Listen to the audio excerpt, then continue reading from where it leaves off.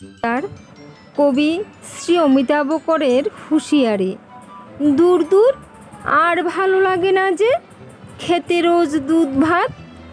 বিরিয়ানি যদি পেতাম তাহলে নিমেষেই ছাপ্পাত। বড়দের বেলা কালিয়া পোলাও, কিচ্ছুটি নেই বাকি। আমাদের বেলা শুধু দুধ ভাত, দিচ্ছ শুধুই ফাঁকি।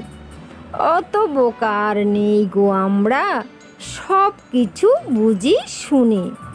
কত কিছু থেকে দিচ্ছ যে বাদ, বসে বসে সব গুণী। যেদিন আমরা বড় হয়ে যাব দেখবে কি করি দশা। খিদের চোটেতে কাঁদলে দেব শুধু ছোলা আর শশা। তখন বুঝবে বাচ্চাগুলোকে দিয়েছ কত যে কষ্ট। শুধরিয়ে যাও, নইলে কিন্তু ললাট লিখন স্পষ্ট।